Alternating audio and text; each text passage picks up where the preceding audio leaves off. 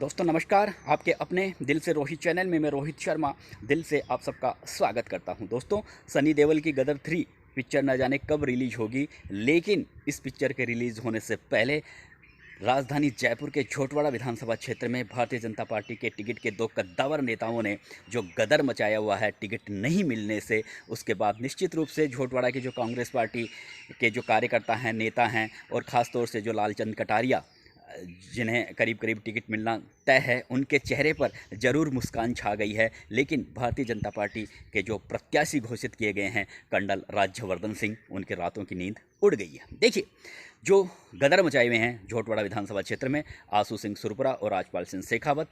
आशू सिंह सुरपुरा विगत कई दिनों से काफ़ी सक्रिय थे झोटवाड़ा विधानसभा क्षेत्र में। ख़ासतौर से कोरोना काल में उन्होंने जिस तरह से एक लंबे एरिया को कवर किया, झोटवाड़ा विधानसभा क्षेत्र के कई इलाकों में गए, कॉलोनियों में गए, ज़रूरतमंद लोगों तक उन्होंने राशन सामग्री पहुंचाई, सैनिटाइज़र वगैरह, ऑक्सीजन के सिलेंडर वगैरह और तमाम तरह की जो ज़रूरतें थी, उन ज़रूरतों को उन्होंने पूरा किया। अपनी एक टीम के साथ गए, अपनी जान को जोखिम में डालकर। उस वजह से झोटवाड़ा के जो हर जाति और बिरादरी के लोग उनके काफ़ी टच में हैं, और वे सोशल मीडिया पर भी ज़बरदस्त तरीके से अपनी दावेदारी दर्ज करवा रहे थे। सोशल मीडिया पर उनका एक बहुत अच्छा माहौल बना हुआ था।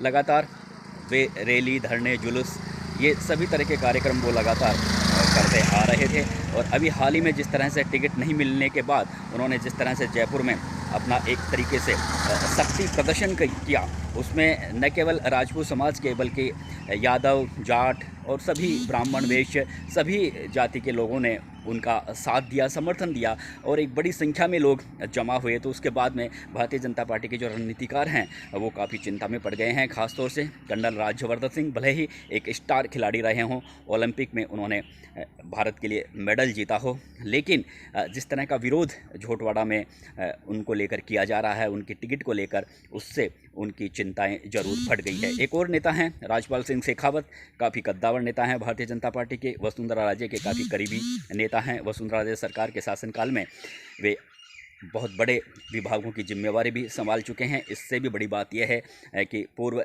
उपराष्ट्रपति दिवंगत भैरू सिंह शेखावत सरकार के समय में भी वे करीबन दर्जन भर महत्वपूर्ण विभागों की जिम्मेवारी उनके पास में थी। बड़ी बात यह है कि राजस्थान यूनिवर्सिटी के 1981 में वे छात्र संघ के अध्यक्ष भी रह चुके हैं। 1990 में जयपुर की बनीबार्क विधानसभा सीट से वे विधायक चुने गए थे। बाद में जब भारतीय जनता पार्टी जब बाबरी मस्जिद को ढहाया गया था, उसके बाद में देश भर में जो भारतीय जनता पार्टी की सरकारें थीं उन्हें एक तरीके से सस्पेंड कर दिया गया था। उसमें राजस्थान में भी भैरू सिंह शेखावत की सरकार थी तो उन्हें भी सस्पेंड किया गया था। बाद में फिर जब 1993 में चुनाव हुए तो उन चुनावों में राजपाल सिंह शेखावत एक बार फिर से चुने गए, और उसके बाद में 2018 और 2013 के विधानसभा चुनावों में उन्होंने एक तरीके से झोटवाड़ा विधानसभा क्षेत्र से वे निर्वाचित हुए। और पिछला चुनाव उन्होंने करीब 10,000 वोटों के मंत्र से लालचंद कटारिया से हारे थे। कहने का मतलब राजपाल सिंह शेखावत संघ पृष्ठभूमि के काफ़ी कद्दावर भारतीय जनता पार्टी के नेता हैं। टिकट की दावेदारी कर रहे थे। उनका कहना था कि मैं कोई ज़्यादा वोटों के अंतर से नहीं आ रहा, आप मेरा पिछला रिकॉर्ड देखिए, मेरा रिकॉर्ड देखिए, मैंने जो काम पार्टी के लिए और सरकार में मंत्री पद पर रहते हुए मैंने जो काम किया, आप मेरे उन कामों को देखिए, आपने किस वजह से, आप पब्लिक से पूछिए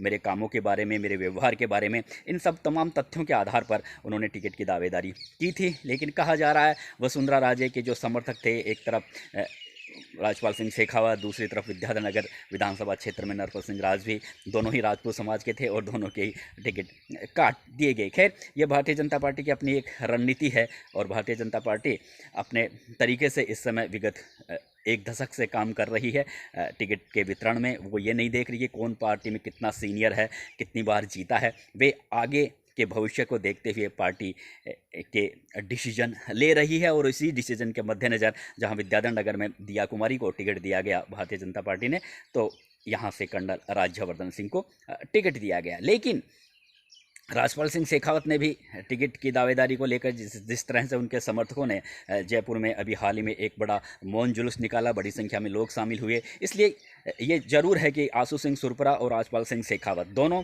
की नाराज़गी कर्नल राज्यवर्धन सिंह के लिए चिंता का जो विषय बनी हुई है, वो ज़रूर उसमें कहीं ना कहीं दम है। राज्यवर्धन सिंह भी जानते हैं कि राजपाल सिंह शेखावत काफ़ी कद्दावर नेता रहे हैं, और आशु सिंह सुरपुरा ने जो अपनी ज़मीन जोहटवाड़ा में जो मजबूत ज़मीन तैयार की है, तो उन्हें भी इस समय कम नहीं आंका जा सकता। खासतौर से इस वजह से कि इस समय आप सबको पता है कि जहां राष्ट्रीय लोकतांत्रिक पार्टी भी उम्मीदवार यहां से खड़ा करेगी, आम आदमी पार्टी भी उम्मीदवार खड़ा करेगी, बसपा भी यहाँ से उम्मीदवार खड़ा करेगी, तो ये जिस तरह से तमाम पार्टियां अपनी यहाँ उम्मीदवार खड़ा करेंगी, तो हार जीत का जो वोटों का अंतर रहेगा वो भी कम रहेगा, वो मतों का यहाँ पर विभाजन होगा। इसलिए एक एक वोट काफ़ी कीमती और अहम होता है, और इस स्थिति में अगर भारतीय जनता पार्टी में अगर कोई दो बड़े कद्दावर नेता अगर असंतोष जाहिर करते हैं, और जिस तरह से आशु सिंह सुरपुरा ने कहा है कि वे निर्दलीय चुनाव लड़ेंगे, और अगर वे निर्दलीय चुनाव लड़ते हैं तो निश्चित रूप से भारतीय जनता पार्टी का एक जो बड़ा वोट बैंक है उसमें ज़रूर सेंधमारी होगी, उसमें ज़रूर भाजपा के जो प्रत्याशी है राज्यवर्धन सिंह, उनको नुकसान पहुंचेगा। उधर राजपाल सिंह शेखावत के बारे में कहा जा सकता है, राजनीतिक विश्लेषक भी मानते हैं कि राजपाल सिंह शेखावत काफ़ी अनुशासित नेता माने जाते हैं, क्योंकि संघ पृष्ठभूमि से जुड़े हुए नेता हैं और संघ हमेशा अनुशासन में रहना सिखाता है। इसलिए हो सकता है वे निर्दलीय चुनाव नहीं लड़ें या फिर वे ज़्यादा खुलकर आगे बगावत ना करें, लेकिन जिस तरह से उनकी नाराज़गी है, जिस तरह से उनके समर्थक नाराज़ हैं, उससे कहीं ना कहीं चुनावों के दौरान समर्थक दिल से भारतीय जनता पार्टी के प्रत्याशी राज्यवर्धन सिंह के साथ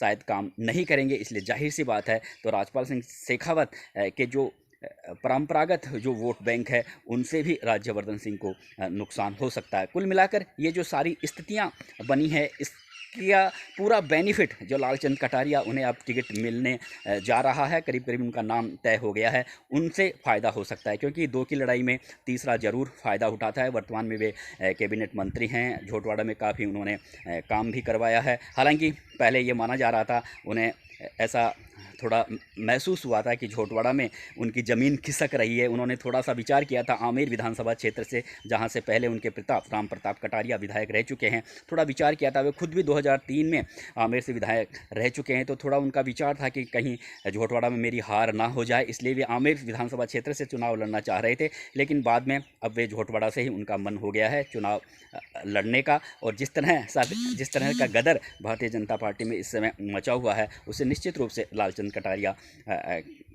के जो चेहरे पर खुशी की लहर जरूर दौड़ गई है। अब देखना यह है कि आशु सिंह सुरपुरा और राजपाल सिंह शेखावत, इन दोनों नेताओं को भारतीय जनता पार्टी के जो रणनीतिकार हैं किस तरह से इन दोनों नेताओं को संतुष्ट करते हैं। लेकिन आशु सिंह सुरपुरा को मनाना काफ़ी मुश्किल है, क्योंकि वे विगत 5 साल से तो बहुत ज़बरदस्त तरीके से जोटवाड़ा में अपनी ज़मीन तैयार कर रहे थे, और काफ़ी हद तक उन्होंने सफलता भी प्राप्त कर ली थी हर जाति और बिरादरी के लोगों में अपने सामाजिक सरोकारों के कामों से। इसलिए उन्होंने कह दिया है कि वे तो निर्दलीय चुनाव लड़ेंगे, चाहे चुनाव वे हारें या जीतें, लेकिन अगर वे चुनाव लड़ते हैं तो निश्चित रूप से उन्हें जो वोट मिलेंगे वो वोट भारतीय जनता पार्टी को जाने वाले थे, वो वोट उन्हें नहीं मिलेंगे। इस वजह से इसका पूरा फ़ायदा लालचंद कटारिया को मिलेगा। नमस्कार दोस्तों।